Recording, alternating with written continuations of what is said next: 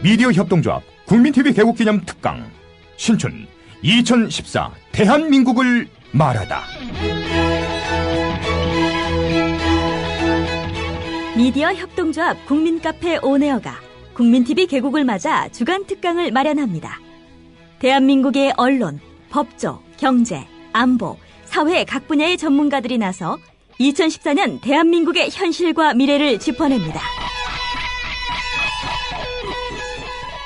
3월 24일 월요일 서화숙 한국일보 선임기자, 3월 25일 화요일 이정열 전 창원지법 부장판사, 3월 26일 수요일 선대인 경제연구소장, 3월 27일 목요일 김종대 디펜스 21 플러스 편집장, 3월 28일 금요일 홍세화, 말과 활 발행인이 시대의 화두를 제시합니다. 3월 24일부터 28일까지 서울 마포구 월드컵로 37 국민카페 온에어의 조합원과 애청자 여러분의 많은 참관을 기대합니다.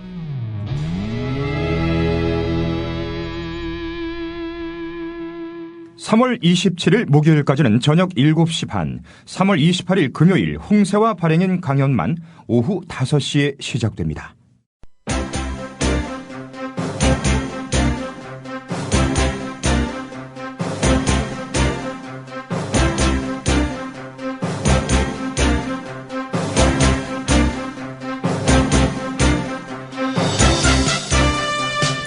김광수의 경제소프트.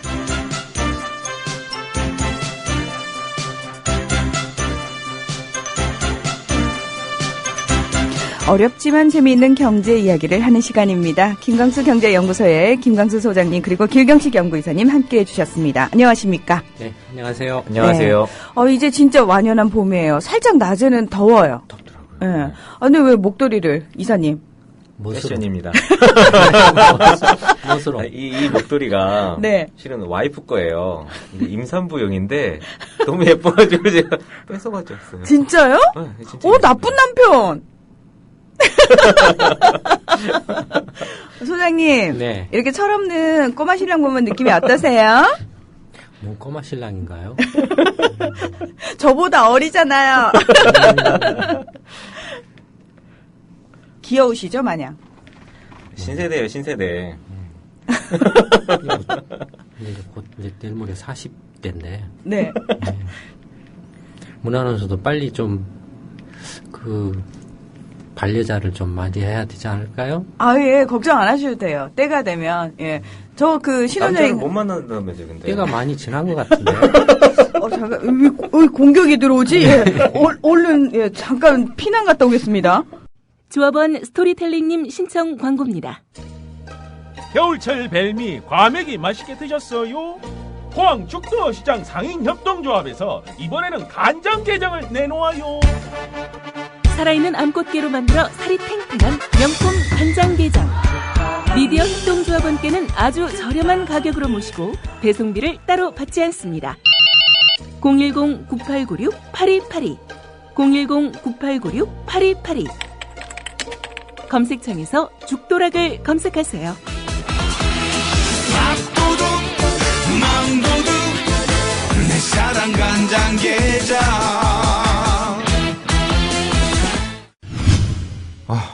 정부에선 빚내서 집 사라는데 사야 할지 말아야 할지 모르겠어요. 사회생활 하려면 경제 지식이 필수인데 어디서 마땅히 배울 데도 없고. 뉴스를 봐도 뭔 소리인지 한 개도 모르겠고 누가 좀 속 시원히 알려줬으면 좋겠습니다. 아직도 신문이나 주간지를 통해 정보를 얻으시나요? 이제 보다 정확하고 심도 있는 실시간 현실 경제 정보를 받아보실 수 있습니다. 대한민국 대표 민간 싱크탱크 김광수 경제연구소. 김광수 경제연구소의 경제시평으로 현실을 꿰뚫어 보십시오. 가입 문의는 031-908-0172. 검색창에 김광수 경제연구소를 검색하세요. 얼마나 더 속아봐야 정신 차리실 건가요? 네? 이제 그만 당할 때도 됐잖아요. 중고차 팔 때만큼은 차내시 제가 받고 팔 수 있게 도와드리겠습니다. 중고차는 차는 가격비도 차는. 우와, 전국 400명의 전문 딜러에게 무료로 내 차를 평가받을 수 있네. 국민TV 여러분 차례 차넷에서 제대로 평가받고 보상받으세요. 내 차 팔 때 차넷, 제가 받는 차넷. 우와, 내 차 제가 받고 친구 친지 모두 함께 차넷에서 팔고 주유 쿠폰 받고 중고차는 차넷. 비교할수록 올라간다. 차넷 내 차 가격 비교 서비스. 1688-8249 1688-8249를 눌러주세요.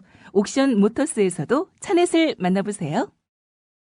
네, 여러분께서는 국민TV 라디오 김광수의 경제소프트에 오셨습니다. 저희 국민TV만 사실 바쁜 게 아니고요. 우리 김광수 소장님과 길경식 연구이사님도 정말 네.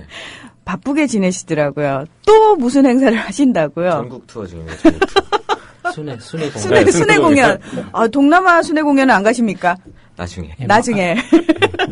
방금 마치고 돌아왔습니다. 예. 너무 이렇게 잘 나가시면 안 되는데. 아니, 전에 처음에. 네. 소장님이 이렇게 막 그 대통령 밀어달라 그러시고 막 해가지고 좀 재밌으셨잖아요. 네. 제가 엄청 힘들었어요. 주변에서. 왜요? 이거 적어준 거 읽으면서 하는 게 뭐냐고. 이게 무슨 뭐. 목소리 멋있게 내면서 뭐 그러고만 앉아 있다고 엄청 집에 핍박을 받았어요. 근데 이제 재미까지 소장님이 담당을 그러니까요, 해버리면 그러니까. 우리 기리사님은 도대체 왜 오는지. 그러니까. 문 하나를 위한 눈요기용? 어쨌든 지금 예. 전국 순회 공연 중이에요. 예. 지난주에는 그 대전 갔었는데 보통은 이렇게 신청하신 분들이 한 10% 정도는 못 오세요. 근데 이번에는 한 110분 정도가 신청을 했는데 그분들이 다 오시고 현장에서도 10분 이상 오셔가지고 한 120분 넘게 네. 현장에 참여를 해주셔가지고 자리가 꽉 찼었어요. 그래가지고 오신 분들하고 원래는 한 2시간 강연인데 2시간 반 조금 넘게 강연도 하고 되게 잘 진행이 됐고 앞으로도 이제 이번 주에는 강남, 이번 주 토요일엔 광주, 다음 주에는 인천, 그 다음 주 토요일에는 이제 대구 이렇게 있어요. 노동착취입니다, 소장님. 기리사님 계속 데리고 다니는 거잖아요. 저 그렇죠? 혼자 안 가요. 네. 나눠서. 소장님이 이제 매주 가시죠. 소장님이 착취당하시는군요. 그렇죠. 예, 셀프 착취입니까? 근데 이 신청하신 분들 중에 보면 네. 저 깜짝 놀랐는데 캐나다에서 거주하시는 분이 신청을 하셨어요. 캐나다에서. 오시나요? 자기가 한국에 들어와서 입금을 하겠다며 미리 신청해 놓는다고 하면서 캐나다에서까지 아마 이 국민TV를 그쪽에서 들으시는 것 같아요. 네. 신청을 하셨더라고요. 이제 작년 연말에 경제전망 세미나를 저희들이 했지 않습니까? 네. 세보니까 작년 연말 경제전망 세미나 때부터 이제 경제 토크쇼 지난주 토요일까지 한 3,000명 정도 오셨더라고요. 상당히 많은 분들이 오신 거. 특히 이제 2주 전인가 전주 전북, 2월 달에 전주 전북하고 이제 지난주 토요일 날 대전 충남 했는데 정말로 지방은 제가 상당히 오래간만에 갔습니다. 오래간만에 갔는데 많은 분들이 굉장히 좀 이렇게 반겨주시고 관심 많이 이렇게 표시를 해주시고 특히 대통령 언제 출마하냐. 굉장히 관심들이 많으셨던 것 같아요. 이건 정말 실질적인 관심입니다. 네, 많으셨던 것 같아서. 그래서 그런데 천기에 해당하는 이야기도, 이 방송에서는 하기는 힘들지만, 경제 토크쇼에서 이렇게 말씀을 이렇게 드리기도 하고요. 하여튼, 근데 이번에 이제 그 경제 토크쇼는, 지난번에도 말씀드린 것처럼 토크는 없습니다. 네, 이름은 토크쇼로 붙었지만, 토크는 없습니다. 없는데, 네. 아시는 것처럼 최근 이제 중국 경제가 조금 많이 이상해요. 작년 저희 경제전망 세미나 때 이미 이제 그 경고를 한 부분들이죠. 거의 그대로 지금 돼가고 있는데, 중국 경제도 많이 상당히 좀 불안정하고, 그 다음에 이제, 다 아시는 러시아 사태, 우크라이나 사태로서 러시아 문제가 이제 불거져서, 이제 신냉전 뭐 이런 말들도 나오고, 그래서, 이 경제 소프트에서 예전에 이제 지역 경제론이라고 그래서 이제 미국 경제에 대해서 한번 쭉 설명하고 일본 경제. 네. 이제 경제 토크쇼에서는 중국 경제에 대해서 집중 조명을 하고 있습니다. 아마 앞으로는 중국 경제에 대해서 이렇게 눈을 뗄 수가 없으실 거예요. 그래서 시간 되시는 분들은 주말 토요일이니까 주위 분들하고 같이 경제 토크쇼에 오셔서 한번 중국 경제에 대해서 한번 그 공부하는 시간을 가져보시면 굉장히 많은 도움이 될 겁니다. 나중에 한참 뒤에 이제 때가 되면 경제 소프트에서도 이제 중국 경제 이야기를 한번 하죠. 토크쇼 끝나고. 아, 스포일러 방출 안 하시겠다고. 예, 뭐, 근데 왠지 저는 시간이 길어요. 중국 경제만 하는데도 거의 1시간 넘게 걸립니다. 그래서 이제 중국이 70년대 말 개혁 개방할 때부터 최근에 이르기까지 이야기들을 쭉, 하여튼 나름대로 정리해서 이해하기 쉽도록 설명을 하니까 많은 공부가 되실 겁니다. 와서 한번 들어보시고, 특히 이제 다음 주인가요? 인천? 네. 인천은 이제 그 서울이라든지 수도권에 계신 분들이 주말 토요일에 인천, 한번 나들이 겸해서 토크쇼에 오시면 작년 그 연말에 경제전망 세미나하고 또 다른 그 이야기들을 아마 재밌게 들으실 수 있을 겁니다. 그 다음에 그 다음에는 이제 대구 경북인데, 대구는 제가 한 2년, 3년 뭐 간지가 그렇게 오래됐습니다. 공교롭게도 또 최근에 대구의 이제 라디오 방송에 매주 수요일 날 오늘 오전에 아침에 이제 인터뷰를 합니다. 네. 그래서 아마 이제 지난주부터 시작을 해서 지금 2주째 했는데, 그 방송 들으시는 분들도 경제 토크쇼에 한번 오셔서 이렇게 들어보시면 방송에서 들으셨던과 또 다른 이야기들을 많이 들으실 수 있을 겁니다. 네. 저는 왠지 마포스퀘어에서 우리 길경식 연구이사와 제가 경제 이야기를 하지 않습니까? 네. 거기서 살짝 맛배기는 본 것 같은 느낌이. 제가 여기 오면 말을 이렇게 못 하잖아요. 네. 그게 어떤 기분이냐면 명품 가방 이런 거 좋아하세요? 아니요. 별로. 관심이 없어요. 그런 걸 모르는 사람들 앞에서는 네. 이렇게 명품 가방 똑같이 생긴 짝퉁을 가지고 있어도 네. 자신감이 생겨요. 모르니까. 근데 진짜 명품 가방을 가지고 있는 사람이 나타나면 이 가방에 대해서 이야기하는 것 자체가 너무 불안해요. 근데 소장님 옆에 계시면 네. 아마 대부분의 경제를 하신다는 분이나 다른 전문 분야에 계신 분들도 비슷하게 느끼는 것 같아요. 그래가지고 소장님 앞에서, 왜냐하면 소장님이 맨날 직업적으로 분석을 하신다 그러잖아요. 뭐 한마디만 하면. 그러니까 경제권에서는 뭐 분석하실 그것도 없죠. 그냥 들으시면 바로 나오니까. 그러니까 경제 관련해서는 소장님 옆에서 뭘 하는 게 솔직히 좀 힘들어요. 그러면 저희가 짝퉁 가방을 가지고 있는 마포스퀘어에서 듣는 게 짝퉁 경제 이야기입니까? 그거는 소장님이 쓰시는 보고서 한 거니까 그렇다는 거죠. 믿어도 됩니까? 네. 네.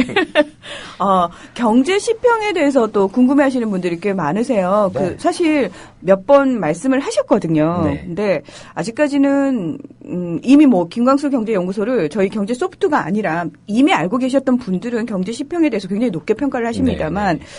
아직까지 그 부분에 대해서 살짝 긴가민가 하시는 분들도 많으시거든요. 예, 살짝 설명을 좀. 그러니까 아마 대부분 많은 분들이 좀 낯설지 않으신가 싶어요. 저희 연구소 자체가 뭐 국책 연구기관이나 대기업 이게 아니고 그냥 보고서 자체를 판매해서 그 연회원제에서 나오는 수익으로 운영이 되는 회사거든요. 네. 그렇다 보니까 보통 분들이 연구소 하면 뭐 이렇게 보고서를 사 보는 거 유료 이런 거가 잘 이렇게 매치가 안 되시는 것 같아요. 근데 저희 연구소는 매주 월, 화, 수, 목 해서 경제 시평, 중국 경제, 일본 경제, 그리고 경제 단신 이렇게 이것만 보셔도 거의 뭐 뉴스나 다른 신문 이런 거 안 보셔도 거의 전 세계적인 경제 흐름이라든가 이런 걸 다 좀 이해하실 수 있고, 이게 또 어렵게 동떨어지는 이야기가 아니라 현실 경제하고도 붙어 있으면서도 전문적인 내용들을 또 포함하고 있어서, 왜 마포스퀘어 할 때도 왜 정부에서 뭐 하려니까 다 거짓말인 거 그렇게 느끼잖아요. 네. 그런 것들을 아마 그것만 한 6개월에서 1년 정도만 경제시평을 딱 구독해 보셔도 그런 것들에 대한 감이 조금 잡히는 것 같아요. 보통 일반 주부분들이 이렇게 세미나나 토크쇼 이런 데 오셔서도 그런 말씀하세요. 처음에는 하얀 건 종이고 검은 글씨인데 이렇게 했는데 네. 그냥 읽다 보니까 6개월이고 1년 정도 지난 다음부터는 그게 이제 느껴지더라라는 이야기를 하시더라고요. 그래서 한번 신문이나 잡지 구독한다고 생각하시고 1년 딱 끊고서 밀리지 않고 쭉 월요일에 나오는 경제지평만이라도 좀 꾸준히 일주일에 한 개씩이라도 읽어보시면 정말 나중에는 왜 이걸 이제서야 읽었을까라고 아마 생각하실 것 같아요. 네, 뭐 예전에 우리 고3 때 학습지 받아보던 생각나네요. 나중에 되면 이렇게 책상 옆에 쌓이잖아요. 혹시 쌓아놓은 스타일? 선생님 아예 안 합니다. 시평을 구독을 하시면 대통령을 만드실 수 있죠. 오. 네. 그 돈으로 제가 출마하려고 하니까. 네. 그러면 우리 김광수 소장님이 빨리 출마하기를 원하시는 분들은 빨리 구독하시면 빨리 구독하셔야겠네요. 주변 분들한테 권유하시고. 예, 알겠습니다. 자, 여러분 굉장히 큰 뜻이 담긴 거였어요. 여러분의 행동 하나가 사소한 행동 하나가 이렇게 대한민국의 역사를 바꿀 수도 있습니다. 예. 자, 오늘 본격적으로 경제 이야기 해보겠습니다. 이 지난주에요. FRB가 100억 불을 추가적으로 테이퍼링 실시한다고 발표를 했습니다. 네. 특히 금리와 관련된 옐런 의장의 발언이 이슈가 됐던 것 같은데요. 어떤 내용인가요? FRB는 지난 19일에 미 연방공개시장위원회의 결과 성명을 발표를 했습니다. 이달부터 현행 650억 달러 규모의 채권 매입 프로그램을 100억 달러 줄여서 550억 달러 규모로 진행하겠다고 밝혔습니다. FRB는 지난해 12월부터 FOMC가 진행될 때마다 자산 매입 규모를 100억 달러씩 축소를 해서 지금까지 총 3번의 테이퍼링을 실시를 했습니다. 이날 FRB는 그 기준금리 정책 변화의 기준점으로 삼았던 실업률과 물가 상승률을 앞으로는 기준 지표로 삼지 않겠다고 밝혔습니다. 그러면서 2008년 이후 경기 회복으로 이 지표들이 목표치 수준에 도달해서 객관성을 잃었다고 판단하며 앞으로는 더 광범위하게 노동시장과 물가 상황, 금융시장 개선 상태를 반영할 수 있는 지표를 선제 안내 기준점으로 삼을 것이라고 밝혔습니다. 또 FRB는 기준금리 인상 시점에 대해서 양적 완화가 완전히 종료되고 상당한 시간이 지날 때까지 기준금리를 올리지 않겠다며 특히 물가 상승률이 목표치인 2%를 밑돈다면 절대 기준금리를 높이지 않을 것이라고 했습니다. 한편 이날 취임 후 첫 FOMC를 주재하고 기자회견을 가진 제닛 옐렌 FRB 의장은 기준금리 인상 시기를 묻는 말에 양적 완화가 종료되고 6개월쯤 지나고 나서 금리가 인상될 것이라고 말을 했습니다. 네, 이제 이번에 FRB의 이제 금융통화정책위원회죠. 금융통화결정위원회 뭐 이런 건데, 신임 이제 앨런 의장이 데뷔한 데뷔전이기도 하죠. 네. 예, 아무래도 이제 데뷔전이기 때문에 긴장도 했을 거고, 그래서 말이 조금 엇나갔을 수도 있고, 뭐 그런 거겠죠. 근데 이제 FRB의 출구 전략이라고 하는 건, 이제 큰 의미에서 보면은 크게 이제 두 가지죠. 하나는 달러를 많이 이제 찍어가지고 미국 국채하고 주택담보채권을 사 제끼는 거.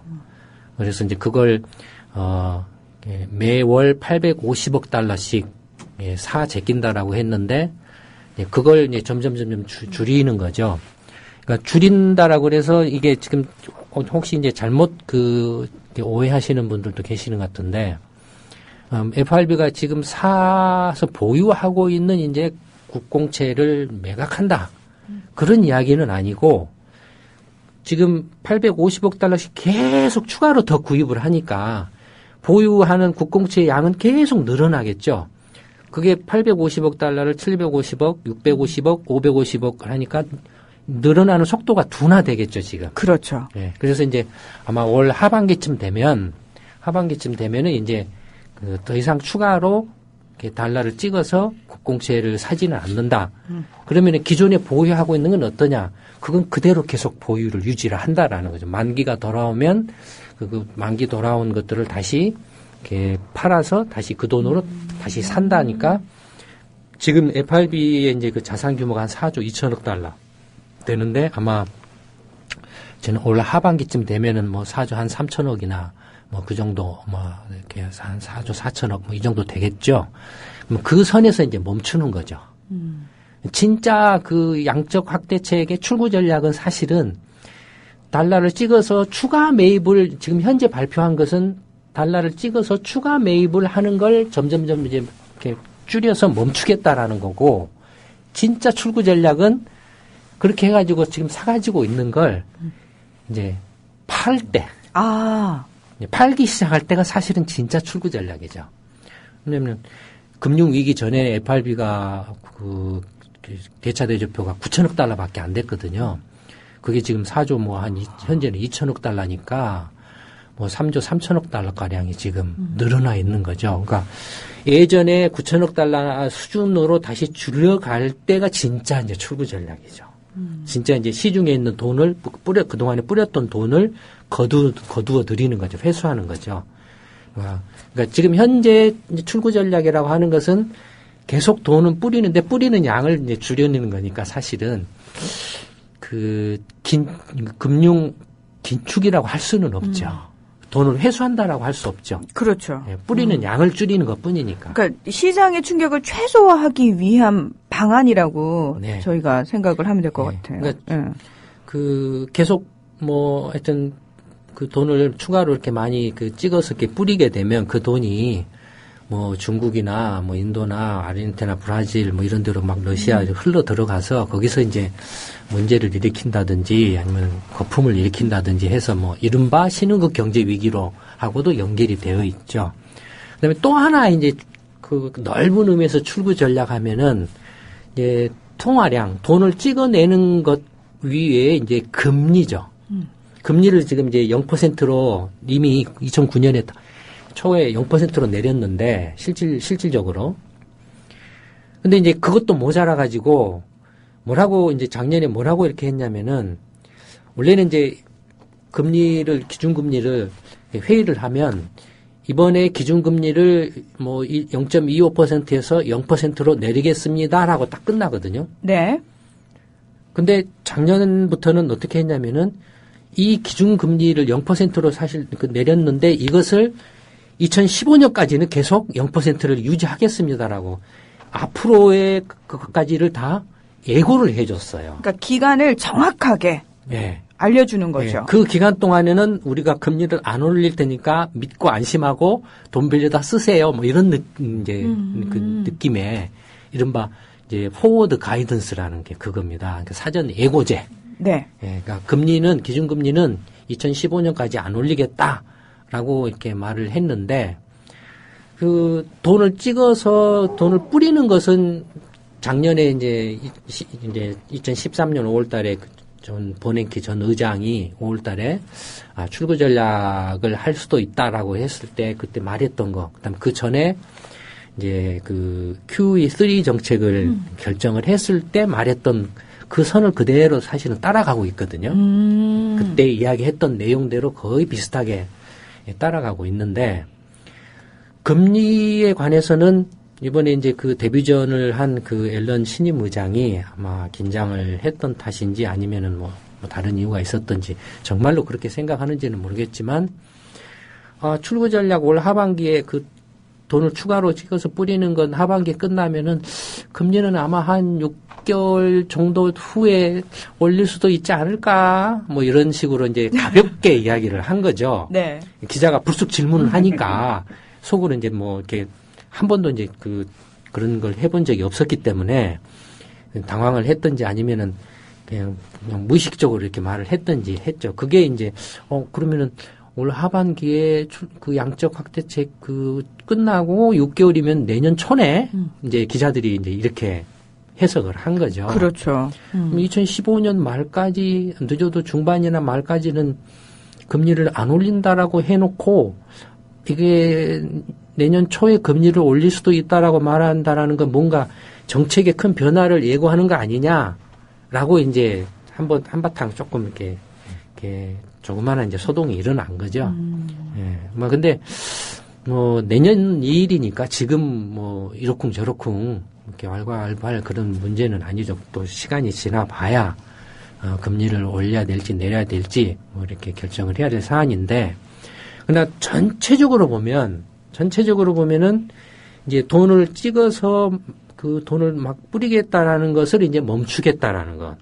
그 다음에 이제 그게 끝나고 나면은 분명히 이제 아까 말씀드렸던 것처럼 그렇게 뿌려놓은 돈을 이제 회수하는 단계로 이제 가게 된다라는 거죠. 그 다음에 시간상의 언제 그걸 하느냐 마느냐의 그 타이밍상의 문제는 있지만 어쨌든 간에 지금의 제로금리를 머지않아서 올릴 가능성이 이제 표면화되고 있다라는 거. 그런 점에서 보면 돈 뿌린 걸 이제 조금 줄인다든지 돈을 회수한다든지 금리를 올린다든지 하는 것은 경제 성장을 억제하는 요인들이거든요. 그러니까 경제 성장을 억제하는 요인들인데 이런 정책을 취하려면은 조건이 필요하죠. 어떤 조건이 필요하냐면은 미국 경제가 미국 연방정부나 미국 그 FRB가 정책적으로 경기 부양이다 뭐다 이렇게 안 해도 자기 힘으로 충분히 그런 이른바 이제 출구 전략으로 인해서 경제가 좀 둔화되는 그걸 뛰어넘는 자력 성장을 할 수 있을 때, 예. 그게 이제 전제 조건이라는 겁니다. 그게. 그러니까 미국 경제가 과연 그렇게 힘차게 성장할 수 있느냐는 좀 더 두고 봐야 되죠. 다만 영국이라든지 이제 유럽 경제가 바닥권을 조금씩 아직도 불투명한데 바닥권을 조금씩 벗어나려고 하는 그런 조짐을 보이고 있고 영국이 이제 그 기준금리를 올릴 가능성이 좀 높아지고 있죠. 예, 그래서 뭐 그런 거 저런 것들을 감안해 보면 미국 경제도 금융 정책 면에서 FRB가 이제 지금까지와 같이 계속 완화를 하는 그런 그 기조에서 그 완화를 이제 삭제하는 그런 쪽으로 갈 가능성이 높은데 여기에 이제 큰 변수가 하나 지금 이제 나타나고 있죠. 그러니까 미국 대내적인 요인이 아니라 대외적인 요인으로 뭐 아까도 잠깐 말씀드렸던 것처럼 중국 경제. 예, 중국이 지금 굉장히 좀 불확실해지고 있어요. 여기서 이제 중국 문제에 대해서 이렇게 막 다 말씀드리기는 어렵고 어쨌든 작년 경제전망 세미나 때 첫 번째 제가 던졌던 이야기가 올해 미국을 비롯한 세계 경제는 중국 경제 성장이 둔화되는데 그 둔화에 의해서 다 눌리게 될 거다라고 말씀을 드렸습니다. 그러니까 중국 경제가 10% 연평균 10% 정도 넘는 성장을 하다가 7%로 떨어지고 경우에 따라서는 7%도 못할 수도 있다. 그러면 미국이나 뭐 유럽이든 한국이든 다른 나라 경제는 어떻게 되느냐?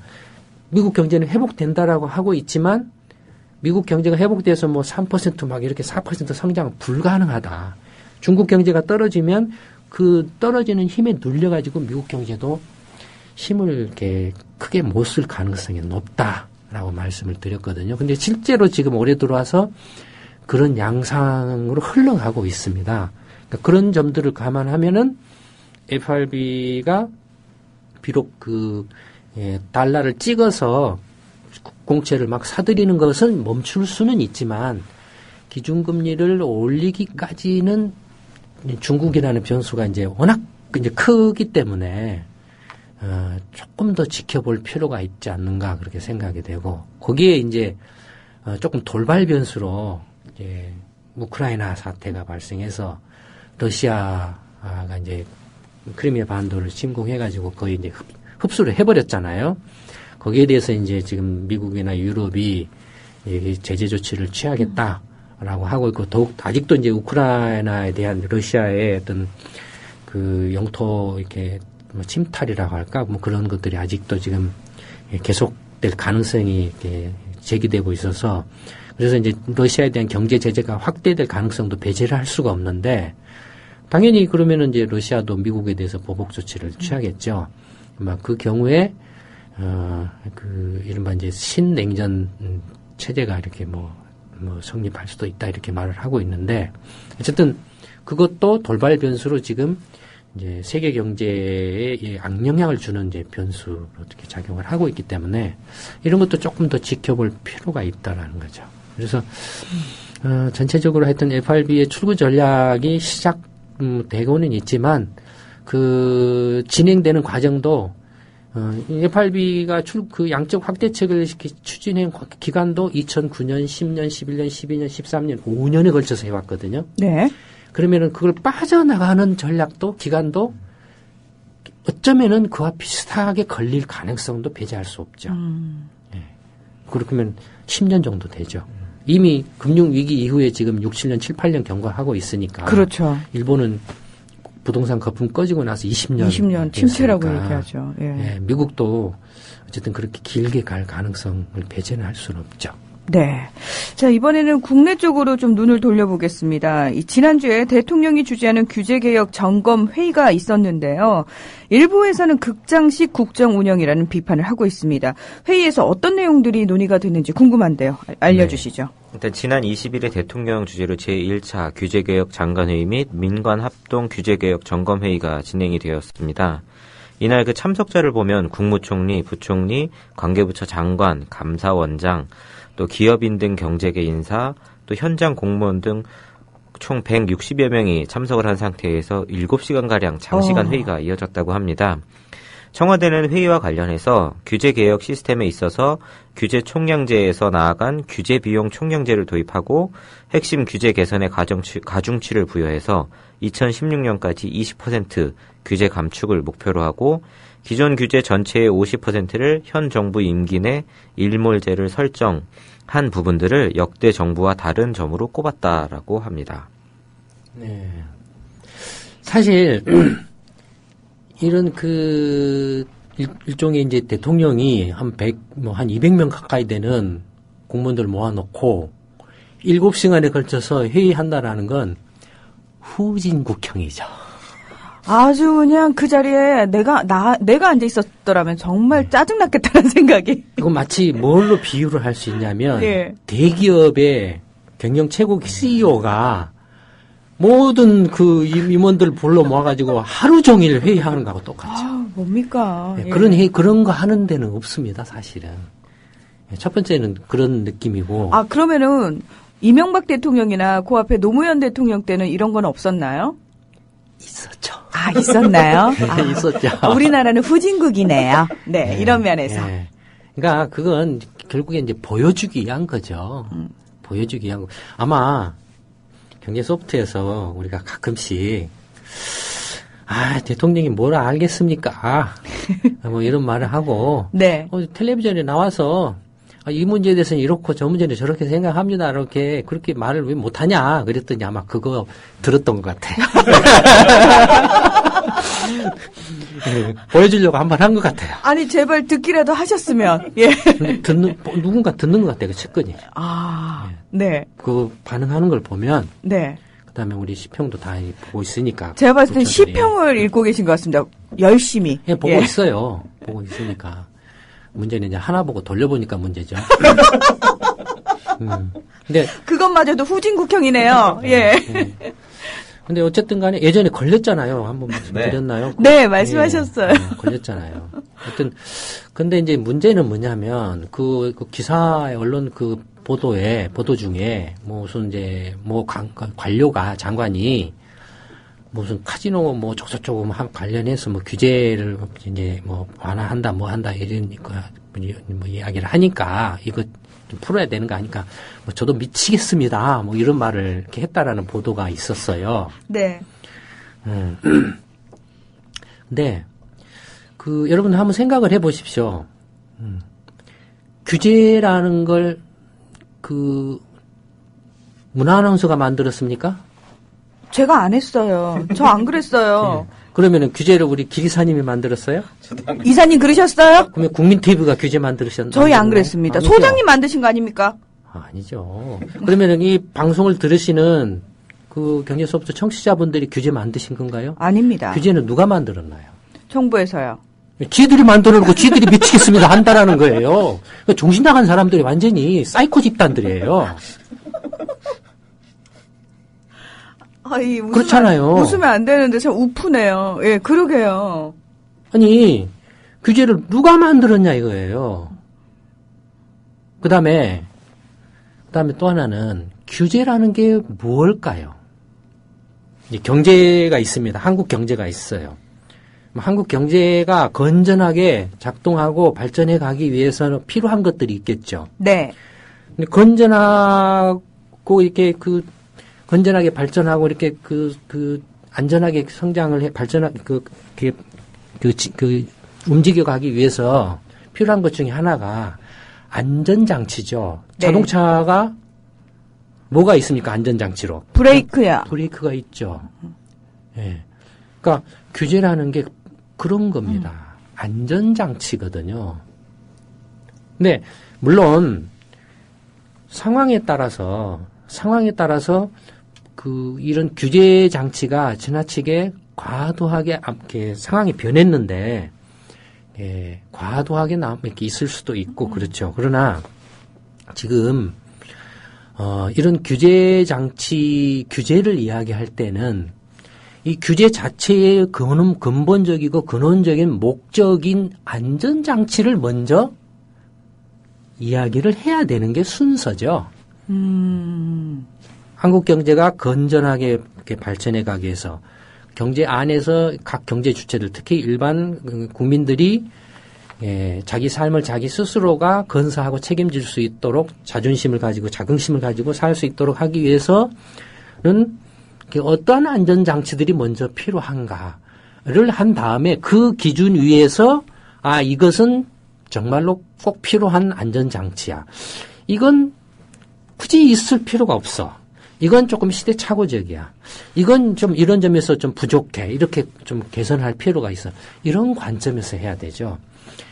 개나 소나 어징이 또징이 정권 잡아가지고 한 자리 해먹고 한탕 해먹으려고 하고 이거 내 카준 하나 만들려고 하는데 이거 걸려서 이렇게 못하겠습니다. 해주세요. 무슨 쇼 하는데 와가지고 누가 한마디 한다. 이건 저도 미치겠습니다. 이런 소리를 한다. 이게 장관이라는 작자가. 그러니까 뭐가 이렇게 나라 경제를 어떻게 운영하는가에 대한 기본 개념 자체들이 없다라는 거죠. 규제라는 것이 무엇인지 어떤 의미를 갖고 있는 것인지를 이해 자체를 못하고 있다라는 거죠. 그러니까 그런 거 보면은 정말로 이렇게 코미디죠. 어떻게 하면 그분들께 개념을 탑재해 드릴 수 있을까요? 시간 낭비입니다. 예, 죄송합니다. 제가 또 말씀드렸잖아요. 해결책 딱 하나밖에 없다고. 하나밖에 없어요. 자꾸 왜 저는 일말의 기대를 하게 되죠? 아직 미련을 못 버렸나 봅니다. 죄송합니다, 소장님. 하여튼, 그러니까 규제라는 것이, 또 이게 안전장치이기도 하고, 그 다음에 또 하나는, 당연히 이게 이제 어떤 나라를 경영하는 데 있어서는 단기적인 것, 중기적인 것, 장기적인 관점에서, 근데 이제 비전이나 이런 것들이 있을 수 있고 그 비전을 이렇게 실현하기 위해서 이렇게 나름대로 목표를 정하고 목표를 이렇게 달성하는 전략들을 잡아내고 그 전략들을 실제로 추진하기 위한 세부 이제 추진 과제들을 잡아내고 추진 과제들을 만들어내면은 추진 과제들을 실제로 실행에 옮기는 이제 행동표, 액션 프로그램을 만들고 이런 순서들이 있어야 되거든요. 네. 그런 순서표에 대해서 10년 전에 현실과 이런 한국 경제에서도 아마 설명을 해. 이게 컨설팅의 매뉴얼입니다. 방금 제가 말씀드린 게. 네. 시작은 이제 예를 들어서 인식에서부터 출발을 하죠.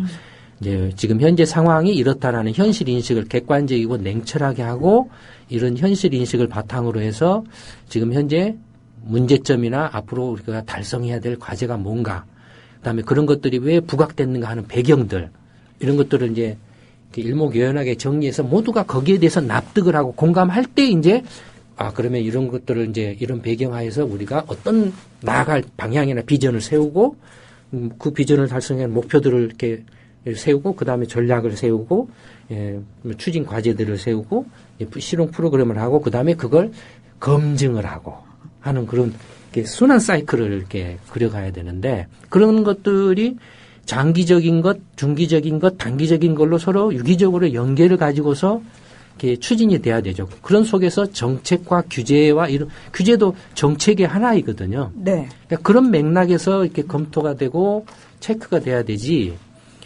이게 그냥 시도 때도 없이 한 자리 해먹고 하나 이렇게 한번 정권을 잡고 하면은 시도 때도 없이 막 이렇게 즉흥적이고 뭐하고 막 남발을 한다든지 아니면은 뒤집어 버린다든지 아니면은 그냥 정말로 미치겠다는 식으로 이렇게 한탕 해먹지 못해가지고 안달하는 이런 식의 나라가 그러니까 결과적으로는 어떻게 돼가고 있습니까? 민주화 이후에 20년이 지나고 있지만 갈수록 국민들이 체감하는 삶은 힘들어지고 모든 게 지금 뭔가 이상하게 계속 지금 벼랑 끝으로 몰려가고 있죠. 겉으로는 멀쩡하게 보이지만 요새는 하도 사람들이 잘 먹고 그래서 겉으로는 다 멀쩡한데 속으로는 무슨 암이다 뭐다 해가지고 툭툭툭 쓰러지죠. 그와 똑같은 상황이 지금 이렇게 벌어지고 있는 거예요. 그러니까 국민 행복 공약을 대선 공약으로 내세웠는데 지금 발밑에서는 일가족이 그냥 동반 자살을 막 하고 있다 이거예요. 뭐 하려고 행복 공약을 내세워 그냥 1년도 안 돼가지고 뒤집어서 무슨 말도 안 되는 혁신 상개년 계획이다 이렇게 내놓고 뭐 그거 하는데 무슨 규제 뭐 풀어야 되네 뭐 해야 되나 한다면서 기껏 한다는 소리가 카지노 이야기하고 있고 기껏 한다면서 한다는 소리가 또 그린벨트라든지 그 이제 FTA 막 시도 때도 아무 데다 질러대놔 가지고 이제 하니까 농업은 경쟁력이 없다고 해서 농지 전용을 이렇게 농지를 이제 이렇게 뭐 용도 변경한다든지 뭐 이렇게 해서 이면 농업 경쟁력 없다라고 이렇게 한다 이거예요 이 사람들이. 그러면은 아주 어마어마한 규제 개혁을 하나 그 풀어야 할 게 있습니다. 만약 그런 식이라면 정부 관료들 다 없애야 돼요. 농림부고 뭐고 다 없애야 돼요. 아니 농지가 필요 없는데 농업이 경쟁력이 없어서 안 되는데 굳이 농림부 공무원이 있을 필요가 뭐가 있냐. 없습니다. 없애야겠네요. 예. 없앱시다. 예. 기획재정부가 있을 필요가 뭐가 있냐 이겁니다. 없습니다. 예. 없애야겠네요. 그분들부터 없애버리면 되죠. 그분들부터 없앱시다. 예. 그러니까 그 한 국가를 경영한다라는 것이 얼마나 그 광범위한 분야에 걸쳐서 고도의 전문성과 정말로 이렇게 수많은 전문가 집단들이 체계적으로 이렇게 그 뭔가 정책적인 연구를 통해서 그것도 실제 현장에 또 정책 연구를 통해서 좋은 정책을 내도 실제 또 그 현장에 그 실행에 옮기는 건 또 별개의 이야기입니다. 네. 별개의 이야기예요. 또 달라요. 그러니까 그런 것들을 이렇게 주도 면밀하게 해서 해도 제대로 그 경제 운영을 잘 할까 말까 할 지경인데 이렇게 정말로 그 한번 해먹고 나면 그만이다 이거예요. 그런 식으로 하다 보니까 결국에는 국민들만 힘들어지고 있는 거죠. 네. 저희가 사실 얘기를 계속 듣고 싶지만 지난주에 끝에요. 잠깐 나왔던 얘기를 궁금해하신 분들이 워낙 많으셔가지고 요 얘기를 급하게 좀 해야 될 것 같아요. 왜 막판에 그 얘기하셨어요. 리카도의 비교 우위론. 저희가 금과 옥조 같이 믿고 있던 그게 틀렸다라고 충격을 저희한테 충격만 던져주고 가셨어요. 무책임하게. 네. 예. 이에 대한 좀 더 자세한 설명 원하시는 분들 상당히 많은데요. 먼저 리카도의 비교 우위론에 대해서 설명 좀 부탁드릴게요. 네, 이 경제학자인 데이비드 리카도는 1817년에 정치경제학과 과세 원리를 출간하면서 아담 스미스의 이론을 바탕으로 비교 우위의 개념을 대중화시켰습니다. 스미스는 무역을 통해서 특정 제품과 용역의 생산 규모를 증가시킴으로써 효율적인 대량 생산이 가능하게 되고 이에 따라 생산 비용과 소비자 가격을 낮출 수 있다고 보았습니다. 거기에 리카도는 모든 제품이 한 나라가 다른 나라에 대해 그 비교 열의에 있다고 해도 양국은 비교적으로 우위에 있는 제품을 특화하여서 다른 나라의 제품과 교환함으로써 이익을 얻을 수 있다고 설명을 했습니다. 이러한 이론을 바탕으로 자유무역에 무게를 실어왔고 2000년대 들어 양자 또는 지역 단위 FTA가 분모를 이루고 있습니다. 현재 이 지구촌에는 참여 국수를 기준으로 300여 개의 FTA가 있다라고 합니다. 네, 이미 이제 여러 번 말씀드린 것처럼 이 경제 소프트는 대학원 석박사 과정이라고 그랬죠. 네. 네. 대학원 석박사 과정 1년에 한 학기 등록금만도 1,000만 원인데. 네. 공짜로. 저희 몇 학기 수업 들어야 돼요? 몇 학기 동안? 이건 이제 국민 TV 안 망할 때까지. 저희는 그럼 학위 과정이 꽤 길겠네요. 예. 근데 어쨌든 대학원의 석박사 과정에서 또 쉽게 이해할 수 없는 그런 것들을 기본적인 어떤 경제학적 이론적 지식이 없더라도 이해하실 수 있게 풀어서 이렇게 말씀을 드리니까 이런 이제 이야기들을 들으시고 경제학 책이라든지 아니면은 그런 혹시 수업을 접하실 기회가 있으실 때 한번 들어보시면 훨씬 더 이해가 빠르실 겁니다. 아니면 또 그런 수업에 가셔서 그 해당 교수가 저거 알고 설명하는가 모르고 설명하는가도 판단하실 수 있을 겁니다. 어쨌든 이제 지금 이제 경제 소프트를 통해서 경제학에 대해서도 가끔씩 설명을 해드리고 있는데 왜냐하면 이런 것들이 굉장히 중요합니다. 그 시사 경제 현안 문제, 미국 경제가 어떻고, 지금 한국 경제가 어떻고, 일본 경제가 어떻고, 뭐 이런 이야기들은 그때그때 이야기죠. 항상 변하니까. 그런데 중요한 것은 이런 그 다양하게 변화하는 현실 경제의 여러 가지 문제들을 볼 수 있는 눈을 키우는 게 사실은 더 중요하죠. 그러니까 그런 볼 수 있는 눈을 키우기 위해서 이제 틈틈이 이런 그 경제학에 대한 이론에 대한 이야기를 해드리고 있습니다. 그러니까 이런 것들을 잘 귀담아 들으시고 이렇게 관련된 때가 될 때나 아니면 기회가 될 때 책 같은 것도 한 번씩 참고 삼아서 보시면 굉장히 큰 도움이 되실 건데 이제 다시 한번 그 정리를 하자면은 경제학 이론을 보면은 크게 이른바 이제 실물 경제학 이론이 있고 지난번에 아담 스미스 때부터 경제학의 탄생에서부터 쭉 한번 가격 이론에 대해서 가치 이론에 대해서 설명한 게 그게 사실은 실물 경제학 이론에 관한 거라고 해도 크게 틀리지 않습니다. 그 다음에 이제 지역 경제론이 있어요. 미국 경제, 일본 경제 했잖아요. 네. 지금 이제 경제 토크쇼에서는 이제 중국 경제, 지역 경제를 하죠. 네. 그러니까 지역 경제론이 있고 그 다음에 이제 금융 경제론이 있습니다. 금융 경제론. 그 다음에 그 사실은 그 경제학 이론에서 가장 그 어떻게 보면은 그 초창기 때부터 이렇게 발전해왔던 이론 중에 하나 국제 경제학이 있습니다. 근데 이제 오늘 말씀드리는 것은 이제 국제 경제학에 관한 이론을 이제 좀 간단하게 설명을 해드리는 건데요. 그러니까 이제 국제 경제학 하면은 경제학과 같이 출발을 했습니다. 아담 스미스가 이제 절대 우위론을 이야기를 했거든요. 그게 이제 이른바 국제 무역에 관한 이야기거든요. 근데 국제 경제학의 그 교과서나 책들을 보면 어떤 내용으로 되어 있냐면 이런 것도 그 줄거리를 잡는 게 상당히 좀 중요합니다. 제일 처음에 무역 이론이 있습니다.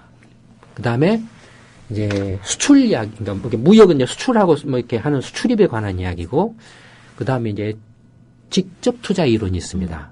직접 투자 이론하고 연계된 게 이제 다국적 기업론이 있습니다.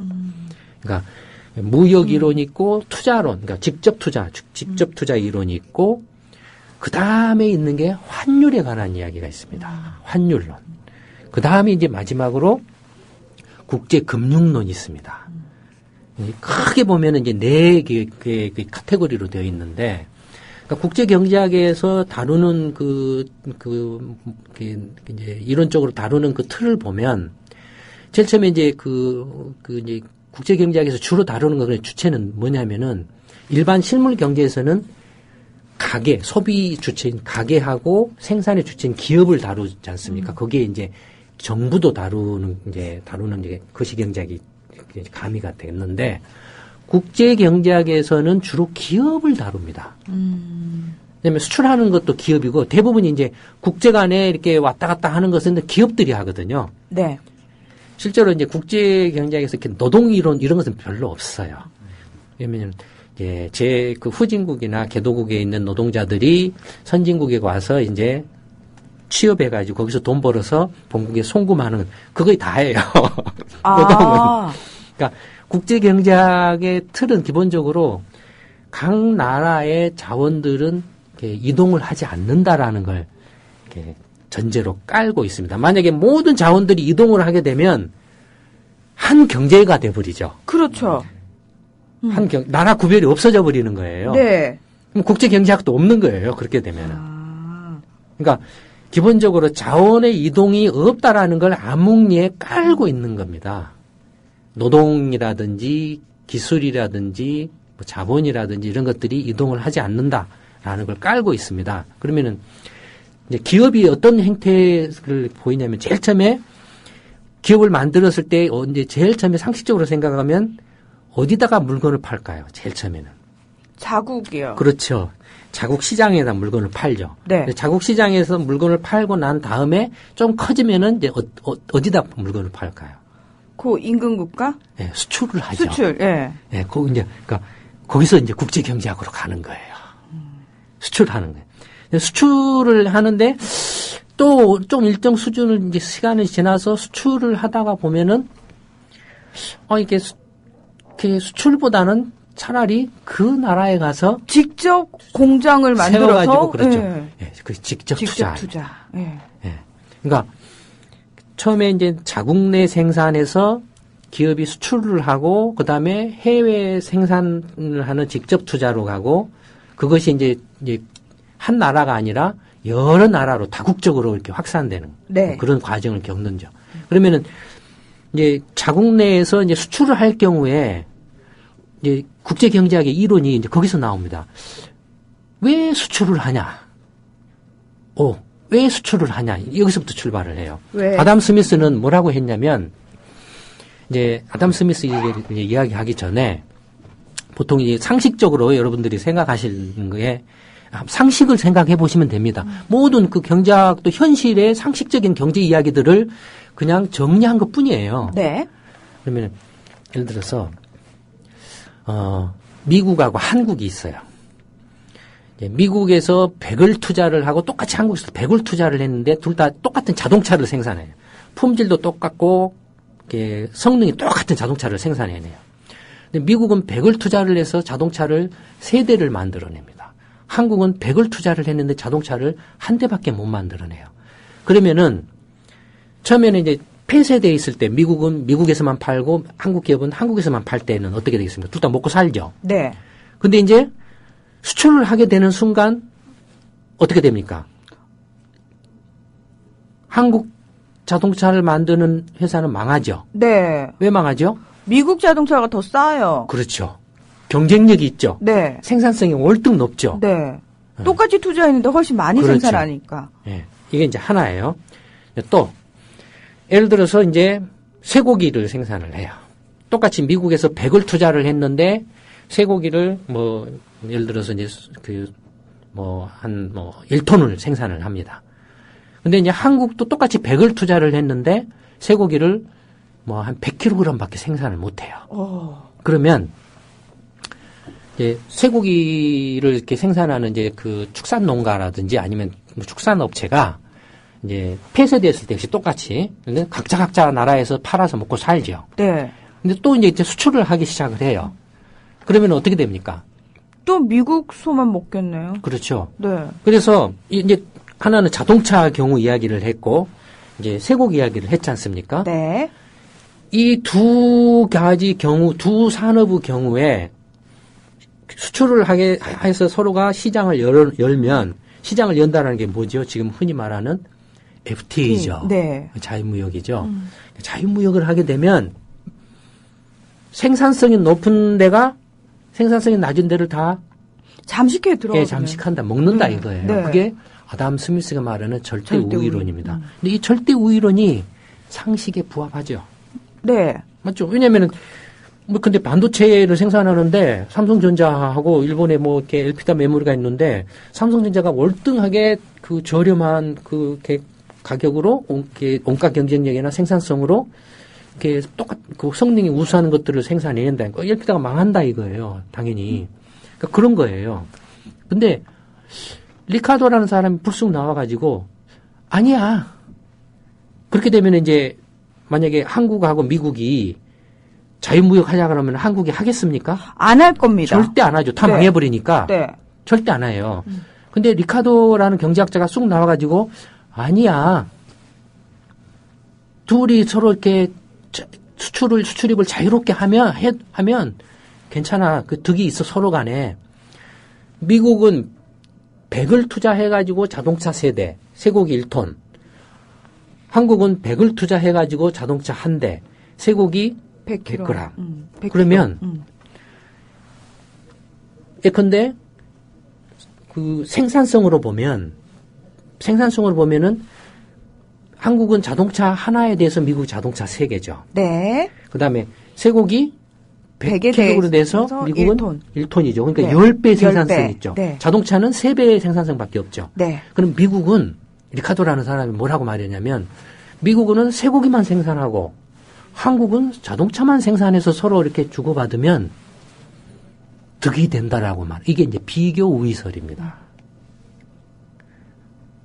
실제로 그 리카도의 이야기를 따라서 하면은 그럴듯해요, 이야기가. 왠지 미국에서도 쇠고기 쪽에 몰빵을 하고 우리나라도 자동차 쪽에 몰빵을 하는 거죠. 미국이 쇠고기를 100을 투자해가지고 1톤을 생산해서 한국에다가 수출을 해요. 그러면은 한국의 그 자동차 생산업체는 자동차를 몇 대를 줘서 교환합니까? 10대를, 왜냐면 쇠고기 100kg하고 네. 자동차 한 대가 같잖아요, 한국은. 아, 그렇죠. 네. 그러니까 그러면은 10대를 10대. 생산해서 교환하잖아요. 네. 그럼 10대를 생산해서 교환하면 한국 그 자동차 업체는 쇠고기 이제 100kg이고 미국의 이제 그 축산 농가는 자동차 10대를 가져가잖아요. 네. 그러면 한국의 자동차 업체는 득이 없어요. 왜냐면은 자동차 10대나 쇠고기 100kg 10대를 하나 득이 없고 득은 누가 다 가져가죠? 미국이요. 미국 축산 농가가 자기가 미국 내에서 쇠고기를 생산하면 1톤이었는데 자동차는 3대밖에 못 샀는데 네. 10대를 받잖아요. 그러니까 7대 득이 생기는 거예요. 미국만 남는 장사네요. 그러니까 이제 그러니까 미국 축산 농가 입장에서는 굳이 10대를 다 안 받아도 된다 이거예요. 나는 8대만 받게. 그러면은 한국 자동차 업체는 득이죠. 2대만큼. 네. 그게 비교 이론의 근거입니다. 한국도 득, 미국도 득. 너무 미국 쪽에서 득이라고요. 아니 예를 들어서 미국 축산농가 우리 그러면 5대만 받을게. 5대 한국에 줄게. 이렇게 하면 한국이 더 득이죠. 그래도 둘 다 득이에요. 둘 다. 네. 이게 비교 우위론의 핵심입니다. 네. 근데 이게 맹점이 있어요. 그럴싸하게 들리긴 한데요. 이 뭔가 이 찝찝함은 뭐죠, 소장님? 네. 근데 맹점이 있는 게 뭐냐면. 네. 생각을 해보십시오. 상식적으로. 아까 자동차도 미국 자동차 회사가 더 생산성이 높고 쇠고기도 미국 축산농가가 생산성이 높다 그랬잖아요. 네. 그러면 다 합쳐버리면은 전부 미국 자동차 회사하고 미국 축산농가가 생각하면은 투입 대비 산출이 다 생산성이 높기 때문에 훨씬 가장 최대화되죠. 생산성이 낮은 한국 업체하고 어떻게 결합을 하든 간에 한국 업체가 축산농가든 자동차 회사가 생산을 하게 되면은 생산성이 떨어지게 돼 있죠. 네. 미국하고 한국하고 다 합치고 자동차하고 축산농가 4개가 있는데 최대로 나라 구별을 안 하고 최대로 생산하는 방법을 결합을 찾아내라고 하면 어떻게 하죠? 미국 자동차 회사 뽑고 미국 축산농가 뽑아서 하는 거죠. 그렇죠. 그렇죠. 한국 자동차 회사가 자동차 10대를 만들려면은 얼마를 투입해야 됩니까? 1,000을 투입을 해야 되죠. 그렇죠. 예, 원가를 생각 안 한 이야기예요. 예, 투입 원가를 생각 안. 그러니까 예, 결과만을 놓고 따져서 하면 그럴듯해요 이야기가. 전 노벨상 받아야 된다니까. 이게 비교 우위론의 아주 치명적인 결함입니다. 비교 우위론은 결과만을 놓고 얘기한 거지 원가를 네. 전혀 고려하지 않은 고기 맹점이 있었네요. 네, 그러니까 그런 것에 이렇게 기반해서 이제 자유무역을 이야기를 하다 보니까 이게 뭔가 말이 상식하고 안 맞는 거예요. 현실의 상식하고. 네, 저희가 여러분 아직도 한 대 뻥 맞은 것처럼 얼떨떨하신 분들은 김광수의 경제 소프트를 다시 들으시면 됩니다. 별점 주기, 다운로드, 구독하기, 댓글 달기 많이 해주시면. 시평 보기. 예, 경제 시평 보기까지. 예. 자, 우리 김광수 소장님 그리고 길경식 연구이사님 오늘도 정말 저희가 귀담아 들어야 되는 얘기들 해주셔서 고맙습니다. 다음 주에 뵙겠습니다. 감사합니다. 감사합니다. 네, 함께 해주신 여러분 고맙습니다.